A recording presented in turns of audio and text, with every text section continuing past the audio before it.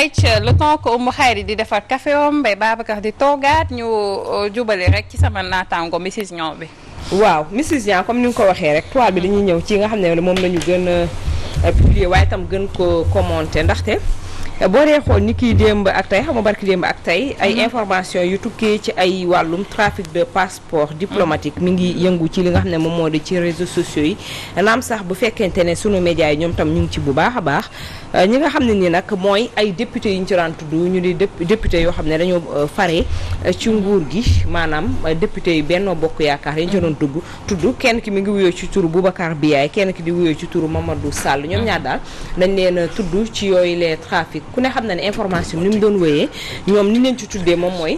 dañu doon def ay signature yoo xam ne nii dañ doon marier ay jigéen yoo xam ne dañ leen di laaj 5 millions de francs CFA 5 millions ci sunu ay koppar yoo xam ne ni dañ leen di signer ay papier de mariage yoo xam ne ci lañ leen di takkee defal leen ay passeport diplomate amaana nag du nekk loo xam ne nii lu dëgg lay doon mais lu fictif rek lay doon ay kayit yoo xam ne dañ koy waaw koy lay nekk ndax bari na ci ñoo xam ne ni ci biir internet bi ñu ngi demandé à ce que ndax dañ leen doon takk après ñu nekk seen ay soxna mais demeewul noonu ku ne xam ne business ni muy demee te comme ñoom business lañ ko defoon ak yooyu ba tax na ñoom ñaar ñu ngi leen ciy tudd te ñi nga xam ne ñoom ñoo di internet yi la leen intéressé ci mbir mi mooy ana ñooñu tey fan nañu ne ak ndax këyir na maanaam ñi nga xam ne ñoom ñooy ci wàllu yoon ndax dem nañu jëli leen ak dañu wax rek information bi te biñ koy wax nee nañ dañu jël seeni ay tour abrégé ko maanaam génne ci ay initial waxuñu woon dëgg bi carrément ba tax na ñi nga xam ne tamit ñoom ñoo rek nekk ci dossier bi ñoom ñoo sax génne turu ñaari député yooyu te dégg nañ ci information que ñoom nee nañ duñ ci àddu ndaxte am na ñoo xam ne woo nañ leen ci ay presse ñu ne ñoom duñ ci àddu ndax mbir maa ngi ci yoon ba tax na tam kii di kilifa bu yaanaama ku ne xam na ni teg nañ ko loxo fële ca dik moom tam ma nga ca dik depuis ñaari fan a ngi nii foofu lay yendu di fa fanaan moom nag mu ñu toppee ko tamit vidéo yi nga xam ne génne woon nañu ko mu sekkoon ko ak ab xaritam ci ay waxtaan wax yi defar passeport diplomate ak yooyu moom nag ba ñu ko jàppee tam ci biir wax ji dafa daal di muyee maanaam taqal koo xam ne nii benn agent la bu nekk ci ambassade bu France di wuyoo ci turu Jérôme moom tam ci loolee la wax dossier bi daal mi ngi en cours ñu ngi koy topp mais daal am na ay information yoo xam ne rëccee na ci yooyu les dossiers mu mel ne nag ñi nga xam ne ñoom ñoo di internet yi la leen ci intéressé ci publication ak commentaire day fekk ne ñoom nee nañu bu fekkee jàpp nañu kilifa ba teg ko loxo ba mu nekk ca dikk lan la ñuy xaar ci député yi ba pare dañuy wootee assemblée nationale ga nga xam ne nee nañu yomb na leen lool ñuy yëkkati mbalaanu kiiraay nee nañ jot na nag ñii nga xam ne ni tam ñoom ñooy député yi ngir ñu mën leen a këyir maanaam ñu mën leen a fekk fañ nekk jëli leen ak yooyu nañ ci gaaw taxaw yëkkati seen mbalaanu kiiraay ndax dañuy bëgg a sonn ci député ci boppam ñu teg la ca assemblée nationale pour nga teewal ci pencu ndaw réew yi pour nga teewal ñi nga xam ne ñoom ñoo di askan wi ngay def naka sudul noonu nee nañu kaawu ki nga xam ne moom moo di Bougazelli fàtte wuñ ko benn yoon te tey jii mi ngi ci dëkk bi di taxawaalu bay amal sax ay politique am ak na mu ko bëggee nee na keneen ak keneen mi ngi ci dëkk bi di taxawaalu ak nañu ko bëggee dem nañ sax ba tudd ci Ousmane Sonko ci biir li nga xam ne ni moom moo di commentaire yi que moom tamit mi ngi ci dëkk bi di taxawaal ak na mu ko bëggee te ñoom ñëpp ay député leen nee nañ daal képp koo xam ne ti dafa ci ga dara loo xam ne nii dafay ci député yi dafay laal lu uteeg li yoon santaane nañu la teggi sa mbalaanu kiiraay ngir ñu mën laa juger wala ñu mën laa teg la nga xam ne ni moom mooy daane la war a teg ndaxte ñee na ñoom duñu rek toog nii rek ñu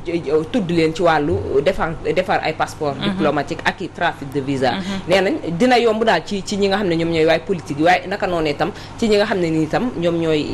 ña nekk ca assemblée nationale mu di député yi donc waaw mu mel ni sax bande bi yaatu na lool parce que dem nañ ba ci tuumaal di ci joxañ baaraamu tuuma 12e législature bi ça veut dire que du 13e bi mais lii lu fi yàgg la lu nga xamante ne dafa nekk fii de au Sénégal rek ko xam wàllum passeport diplomatique xam ne que faaw nga am benn bras long wala connaissance bu yaatoo yaatu pour ñu mën laa yombalal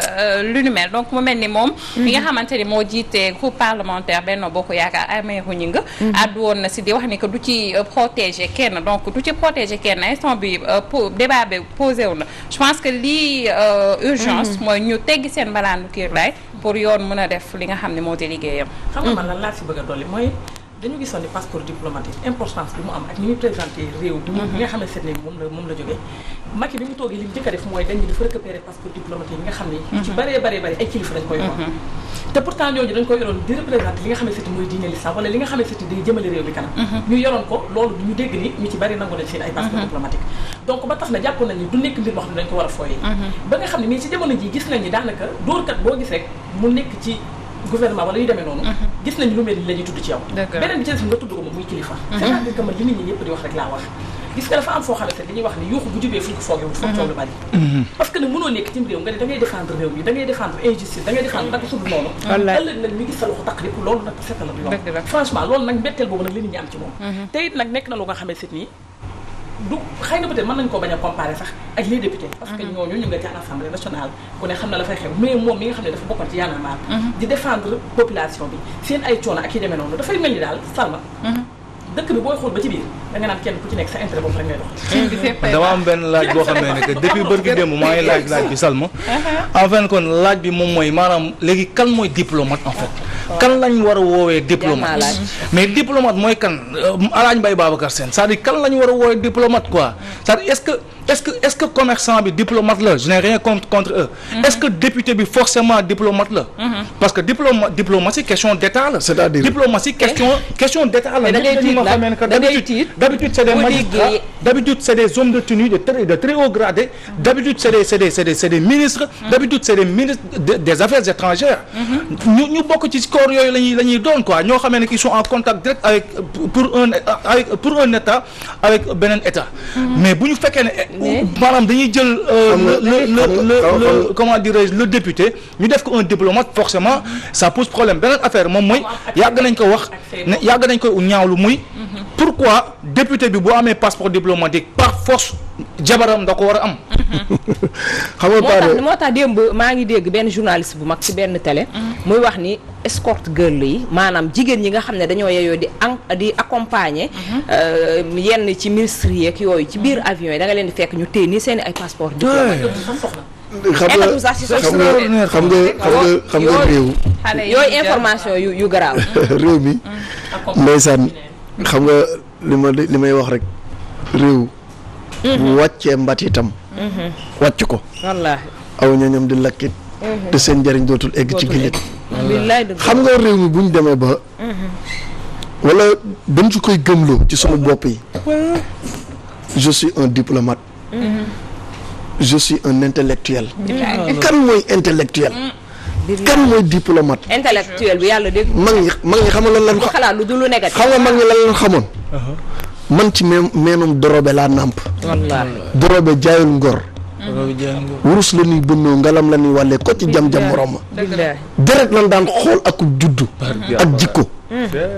ci lan daan tànnee ci lan daan tànnee dañuy tànn dañuy xool ci meenum géej koo xamante ni juddu baag ngor gaag deret ga lépp da koo mate ñu fal ko dañ daan xool ñun yooyu lan baax billaay léegi moo tax tubaab fekkal la sant di la ko jëgënal ameenu géej baa ngi toog waaw am na solo de ku ci nekk di xam fan nga bokk man ab géej yow nga xam lan nga ki war a xam lan ki war a xam lan ku ci nekk war nga xam lan yooyu la doon xool nga xool nag fi say maam gis nga bi ngay wax léegi sa ngor sa lii nga tàpp waaw sa yaram nga tàpp am na ci ñoo xam ne bu ñu ko wax basin bu rafet da nga daan def ne lii lu am solo la loolu am na ñoo xam ne bu ñu ko dee wax basin bu rafet bañ sol ca nañuy tàpp ca kaw waxuñoo ak seen seen basin da nga yëkkati mbir mi dañuy dem ci leneen loo xam ne dafa ñuy wax ñi nga xam ne ñoom ñoo di askan bi balaa waxtu bi duñu xoj ndaxte fi nga xam ne nii moom moo di hôpital bu principal bi nga xam ne tey jii yaakaar naa ne ku sa yaram su tante yaakaar nga ni fa nga war a daw muy dante ka fu mu ci mënti mel waaye suñu hôpitaux yi mu ngi wëy di sooxe bu baax a baax ci wàllum paj meek yeneen yi mais fa nga xam ne ni fa la askan bi ñi nga xam ne ñoo jigéen ñi di muccee muy ca fa nga xam ne ni moom moo di ca maternité ya la fa nekk jéggi na dayoo xam nga fan yi passé gis naa fi benn maternité boo xam ne ni ndox ma day seet ca maternité ba ndox ma day seet ba tax na buñ dee gis ñi nga xam ne nii ci région yi la buñ dee jël ñi nga xam ne nii sax ñoom la ñuy accoucher da ngay gis ñu leen di peggal ak wet goo xam ne nii fan lañ leen di teg pour ñu accoucher accouchement ak ni mettee ku ci jaar nga xam ni nga war a amee espace ni nga war a def pour ñu bàyyi la ngay lii ñu tënk la ci fii côté bii rek nga mën a nekk mënoo jaar ci beneen côté ak métit boobu nga boole ko gis ndox mi di seep ak yooyaak leneen ak leneen nga war cee jur doom yaakaar day indi tagatémbe mais bii la yoon dañ leen di doxal ci hôpital bi nga xam ne moom moo di hôpital principal bu Dakar douche yi nga xam ne moom la ñu jagleel femme enceinte yi nga xam ne dañu ñëw pour accoucher waaye tamit bu ñu accoucher ba pare douche yi ñuy jëfandikoo moom la ñuy wane nii ndax lii kenn mënta ñàkk bañ koo andi gis nga toilette ba yàlla toilette baa ngi hôpital principal bii boo demee moom la ñu jël nii photo ko daal di koy dugal ci internet baa nga toj nag ndax lii ndax ñu ngi koy partagé gis nga juugu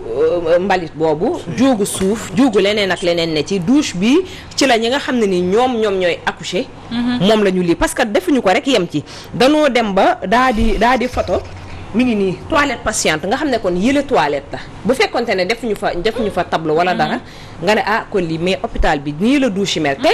du bett ñu bari parce que yàgg nañoo indi hôpitaux yi ak seeni ay douche maanaam toilettes yi patients yi di utiliser wala yeneen ak yeneen yoo xam ne patients yi dañ koy utiliser mu mel ni kon ñun ana xaalis bi nga xam ne ni contribuable bi ñoom ñoo koy dugal ñu war cee def suñu hôpitaux yi non seulement waxuñu sa ay tabax ak réfectionné ak yeneen ak yeneen mais man damaa yaakaaroon ne hôpitaux yi comme ni ngay ñëwee ci Walfadjri gi di yéeg di taseeg balekat raxaskat ak keneen ak keneen mu lenn la fi nga jëm ñoŋ na macha allah te man fu ma toog dama koy wax ndax set gépp ci biir kër gi fii set gi fépp nga koy gis demoo ba laal poussière ak leneen segam ñun ñi privé ñun ñoo ko mën masse public bi nga xam ne nii contribuable la suñu xaalis la ñuy jël di ko fa defaat waxuma la sax muy bërëbu liggéeyukaay ci ñenn ñi fay liggéeyee ñoom seetaankat lañ ñoom tamit mais ñi nga xam ne ñoom ñoo koy jëfandikoo malaat yi nga xam ne tey jii ñoom ñooy dem pour ut li nga xam ne moom mooy ñoŋal seen wér-gu-yaram ñu tegaat leen lii mooy que ki nga xam ne ni tey jii moom mooy accoucher moo xam mu toll ca accouchement ba moo xam métit ba muy àndal ak yooyu ci douche yi lay jaar ngir mën a def ay besoin ngir naa dem ci salle d'accouchement mu leen la kon lii tamit soriwul fi nga xam ne moom moo di salle d'accouchement ci ñu ko xam donc lu jara bàyyi xel la loo xam ne nii lu jara yooxu la yii nii dafa terre à terre ngir yàlla war a suuli nañ ñu ci dimbali danoo ñaan te yaakaar na ñaan waruñu ko woon a séq ak ñoom booy ñaan nag ba mu yàgg lii moo tax nag askan bi bu ñu génnee di révolté wu ñu naan nangam ak sàngam alors que nit mën na ñëw dund fii lu metti téye ko ci boppam keneen dund feneen lu metti téye ko ci boppam ñu xam ne lii lu mën a ñàkk la bis bu jotee ñooñu ñooy jóg yor seeni ay xeer ak seen leneen ak leneen jàkkaarloog policiers yi donc lii lu jara bàyyi xel la ci ñi nga xam ne ñoom lañ teg pour ñu defar vraiment lu jara man de lii moom yaakaaruma woon ni Sénégal egg na ci métit gu toll nii am na fi man mii di toile nag damaa waroon ndax lii chaque semaine nga gis ko ci da ngaa ñëw pour faju mais fii mën nga fay jëlee sax beneen jàngoro de fii jëlee station mooy jigéen du hôpital yi kay boo fa demee ci état bi muy nekk te gis nga jigéen accouchement fu nekk la ko dikkalee billaahi bari na ci ñoo xam ne boo yéegee si table bi dañ la naan fu ma bëggee dem toilette ñu baal ma ci wax ji de da ngay wax parce que moment boobu la sa doom di ñëw imagine toi tey nga dugg ci toilette sa doom dugg boo bëggee balaa ngay am boo tax boo nee wàcc ma damay dem toilette dañu naan non wooteel ñu indil la kii bi fekk demoo toilette mais sa doom muy bëgg a ñëw imagine tey nga ànd ak koo xam ne xëy na peut-être maîtriser wu ko wala yu demee noonu nga dugg fii sa doom juddu fa foo jëm doo dee mais lu mel nii nag dafa am ay responsable parce que hôpital boo dem am na ay responsable yu fa nekk mais maternité bi ñii responsable yi lañu war a waxal te ce qui est dommage muy fii Bador principal ci rëyaayam parce que foo mën a dem ci hôpital am na foo xamante ni tey ji parce que hôpital principal gis nañu accouchement yi ni mu chéré ñay fay lu cher du ñu dugg fii ci man li ma yaakaar donte ni mosuma fa gis waaye damay dégg ni accouchement dafa cher foofu dafa cher naka la war a mën a cher par ñu dem ci toilette yi mais normalement salle d'accouchement dafa war a am salle de bain wala salle de bain bien sûr hôpitaux yu bari dañ koy am hôpitaux yu bari dañ koy am mais soo déggee ñu xëy na lii day nekk ci ginnaaw maternité baak yeneen yu ni mel ndax publication yu leer nga ciy gis ça veut dire que ñi ko def xëy na ñun dañ faa eggewul mais ñi ko def ndax du ñëpp am gis nga lii dem ci district yu ndaw yi sax koy tane ndax district yi sax léegi yu ci bari ay tabax yu di yàgg te district yooyu da ciy nekk yoo xam ne public la mais sax dina tane parce que askan ba nga xam ne ñoom ñooy yeewoo ca gox ba di nga ciy gis ay ñaar ak ñett ñoo xam ne dañuy sopp ñoom ñooy dem di raxas douche day am mën naa nekk benn léegi ñoom bu ñu defoon ouverture boobu sax léegi ñu gis ku ko defar déedéet xam la parce que kii yéeg ci lal bi moom mooy am accès ci salle de bain bi mais kii ñëw pour war a accoucher waaw kay entré gun la ci salle bi ci toilette yi ngay dem ki nekk ci salle de travail te pourtant eggagoo salle d'accouchement nga nekk salle de travail duñ la bàyyi nga dugg biir salle d'accouchement ndax say morom a nga fa di kii ci douche yi ngay dem en tout cas daal dañ ko ndax jigéen ñi ci biir taxi dañ fi amee doom kon lu mel nii moom vraiment lii moom ñaaw na trop lii moom dañ ko war a jox waaw lii moom réew mi li ngay wax rek man expression boobu laa la ab fi mu ne nii ci luy baax la fépp ay ruq-ruqi maa la wax nii fépp ay wañax ma nga noonu ba tax na dañuy wax ci wàllu politique jëm nag ci li nga xam ne ni moom moo di yeewi askan bi ak Bougane bi nga xam ne nii ku ne gis na ko mu daal di rocceeku ndànk ci boobulee coalition ku ne xam na diggante liggéeykat bi ak ka koy liggéeyloo muy diggante Ahmed Aïdara ak ki nga xam ne moom moo di Bougane Gueye Dany ndax ku ne xam na ne Ahmed Aïdara dafa bokk ci yeewi askan bi ba tey moo ngi ca seey ca te moom dafa bëgg dagaan li nga xam ne nii moom moo di mairie bu Guédiawaye moo tax mu bokk ci boobulee coalition waaye patron di Bougane Gueye Dany ku ne xam ne ne génn ci boobule coalition mu mel ni nag fan yi yëpp ay question mu ngi juddu ba tax moom Ahmed Aïdara mu daal def ab tontu bi nag def na ko foofee ci seenu télé waaye ci seenu rajo bu ñu bokk moom ak Bougane Gueye fa muy liggéeyee te Bougane Gueye Dany moom ko moom daal nee na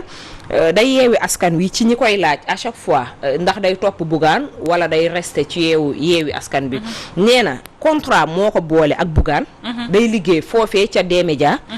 bokkul ba gëm sa bopp dafa libre pour def politique am waaye bokkul benn yoon ci li nga xam ne nii moom ci lañ koy fan yi ci question yi ñu koy posé daal comme quoi ci Bougane la bokk dindi na lool ci xelu nit yi ba mu set nee na bokkul gëm sa bopp yoonu boppam la jël ci wàllu politique yeewi askan wi la bokk beneen bi mooy contrat moo leen boole day liggéeyal des médias liggéeyam dina ko def ca nam waree problème yu bari nag di ci judd ci biir commentaire yi ñuy lire parce que ñoom nee nañu am na ci ñu bari ñoo xam ne nee nañu mënuñu gis journaliste boo xam ne nii dafa bëgg a dagaan baatu askan bi nee nañ loolu dina taq suuf ci bu fekkee comme Ahmed Aïdara ni mu def nga nekk ci sa ay fonction de journaliste di def sa liggéey ca nam waree nee nañ daal est-ce que du am problème après ci liggéeyam mais am na ci ñu bari ñoo xam ne ay baat ak tontu lay doon parce que am na ci ñoo xam ne nii lu la ci réer da nga koy kar fajar gi nga xam ne ni ci lay nekk ca boobu la rajo ak télé bi nee nañ daal boo fekkee bëgg ngaa xam ndax dafa resté ci position wala mi ngi def liggéeyam normal demal nga déglu ko ay baat ak tontu la ñii naan faram dafay feeñ bu baax a baax ci ay waxam ñii di wax naan faram feeñul mu mel ni kon ñi nga xam ne ñoom ñoo di mbokku internet yi dafa leen a yitteel bu baax a baax te bari nañ ci ay journalistes yoo xam ne ni ñu ngi leen dégg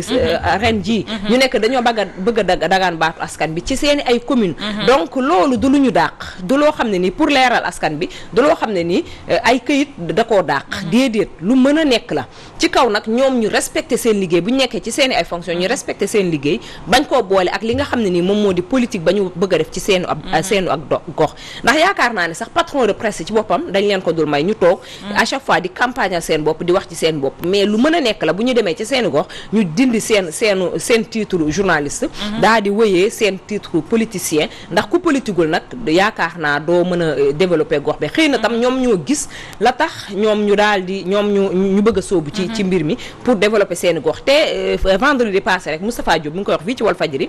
am na soo demee biir France ak feneen am na ci ay journalistes yoo xam ne nii danoo toogoon comme nii yenn ci journalistes yi def ko ngir dagaan baatu askan bi ci seeni ay gox te ba ñu ko defee it ña nga koy def ci liggéey bu mucc ayib xëy na nag du ñu roy tubaab bi ci lépp mais nag dañuy wax ne internet yi nga xam ne ñoom ñooy laajte yooyu les questions que lu mën a nekk la ci kaw journaliste moom bu respecté lay liggéey journaliste am ak li nga xam ne nii moom mooy jëfam boobu nga mujjee wax je pense que aussi ñoom war nañ cee mën a bàyyi xel nañ ngal la rek li nga xamante ni moo di seen appartenance politique bu mu influer li nga xamante ni moo di seen liggéey parce que après nit kese nga tamit parfois da ngay gis yenn revue de presse yi su koy tëj tu vas te rendre compte carrément que kii c'est un opposant qui parle c'est pas le journaliste qui parle mais un opposant pas que day def promotion boppam mais promotion opposition bi on va dire te loolu dafa bañ nguur géeg yeneen yu ni mel c'est vrai day feeñ moo tax ñu bari ci biir commentaire yi loolu lañ koy ñaan moom Ahmed Aïdara dañuy tudd turam loolu lañ koy ñaan que bu mu wane parloom bu baax a baax bu mu fës ci li nga xam ne moom moo di ci liggéeyam ci benn côté mais ku xam Ahmed Aïdara moom xam ne moom ci ba avant muy dagaan baatu askan beeg avant muy dugg ci politique ak yeneen ak yeneen noonu la daan def nguur daka daan dal ci ay revue de presse am ak ay yeneen ak yeneen ba tax na sax nit ñi dañuy wax naa revue de presse commenté la ak yooyu noonu voilà il faut aussi oser dire que maanaam sunu grand Ahmed Aïdara sérieusement nag moom il a toujours montré que ni àndul ak politique bu président Macky Sall loolu moom da ko yàgg di wane quoi loolu jarul sax ñu ciy nekk est-ce que loolu tax mu ngemb sax moom lay tëjee d'ailleurs voilà moom lay tëjee quoi à chaque fois donc ça loolu yàgg na di ko wane benn ñaareel bi moom mooy je suis bien d'accord quand on dit que maanaam tous les citoyens ku xës ba am 18 ans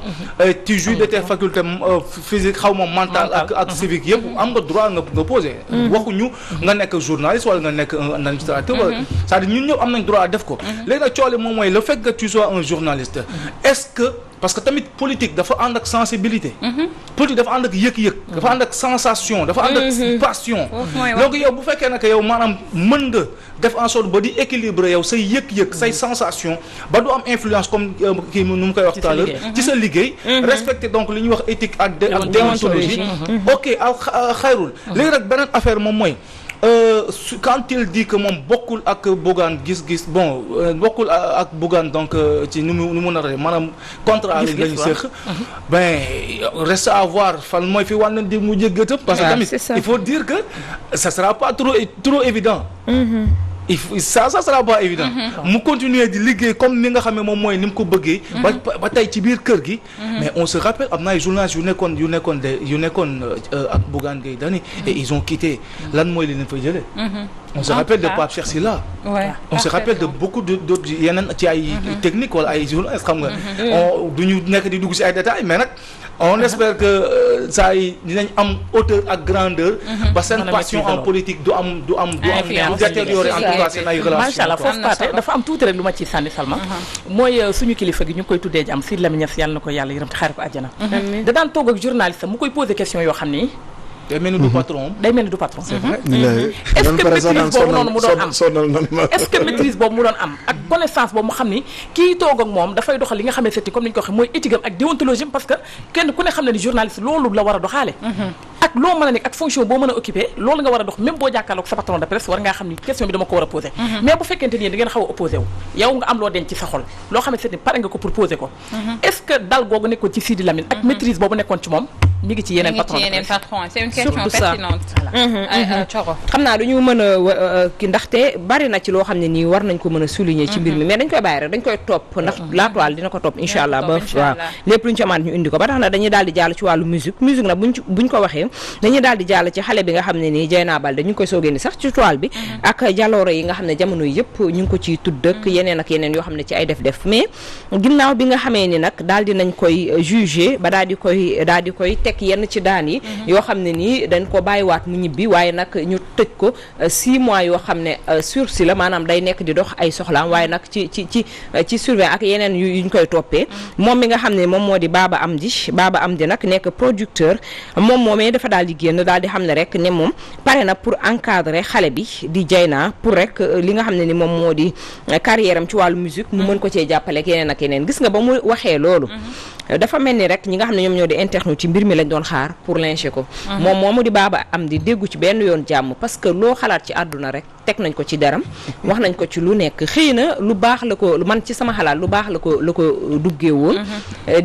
defal nañ ko li nga xam ne nii moom moo di interview laaj ko ci Dieyna mu ne moom carrément producteur la te yàgg nañ ko gis muy liggéey ak ay artistes moo xam mu leen di produire ak leneen mais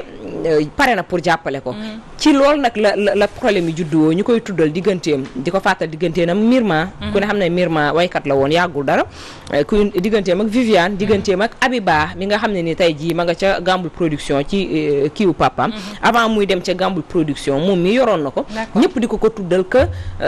da ci doon def ay ñaawteef daal ci yenn ci yoo xam ne ni daa ko daan ànd ak jigéen ñooñee ba tax na gisoon nga ay problème juddu woon na ci digganteem ak Viviane ñu wax takk na ko takk suuf ak yeneen Viviane dafa xeexoon ak jabaram di aaya affaire yooyu noonu ak Myrma mi nga xam ne nee na ñoom ñaar génn nañ ay ati at mu xëy daal di koy bàyyi ba kooku dem ak boppam ñuy wax Abiba ku ci nekk daal di tudd du ay lii nee nañ daal dafa bëgg a profiter ci xale bi comme xam na ne xale bi sopp na ñëpp a nga ko koy waxal ak yooyu mu bëgg a profiter ci naïveté xale bi pour mën ko indi ci wetam pour mën ko utiliser comme ñeneen ñi ni ñu ko def ak ñooñu doon moom daal ñu ci bari ci internet yi lañ def moom mooy mettre xale bi en garde di ko wax ne na bàyyi xel bu baax a baax ci ñu muy dugg ndax yaa dee tonton saay-saay yoo xam ne pare wuñ sax pour bàyyi loo nekk ci guuta ñu gën la cee dugal en tout cas ñu ngi wax waxu troisième vague ci internet bi bu baax a baax yal nañ ci yàlla musal rek sàmmal ko moom li nga xamante ne moo ko desee ci carrière am bu baax a baax te mu moytu bu baax il n'est jamais en fait du comment je peux l'appeler du xamu day duta day raw daanu mën nga ko def mais nga relever waat apprendre de tes erreurs pour mën a demaat ci li nga xamante ne moo di sa carrière kenn matul mais fi nga xamante ne foofu la ko nit ñi di xaar ci troisième vague bi da leen war ne que du demee noonu King Baba moom King Baba on espère qu'il est bien intentionné et puis on verra bien waaw loolu ñu lay jaajëfal bu baax di am mbégte rek ñëwoon fii waaye desoon na beneen bi dañ koy denc ba maadi du kaddu ndax lu jara wax la ndax tey sama genre gi nga xam ne toog ci télé yi wax lu la saf wax lu la neex loolu tam il faut ñu wax ci te mi ngi bëgg a rëy nag bu baax bëgg am place ci toile bi donc dañuy bàyyi ba mardi ma indiwaat ko comme nii ab vidéo la bu ànd ak i commentaire incha allah rabbi amoon mbégte rek ma def ko jeudi waaw ba tey mën naa nekk de mën naa nekk de waaw mën naa nekk jeudi ñu lay jaajëfal bu baax a baax information yi joxuma ko Mandela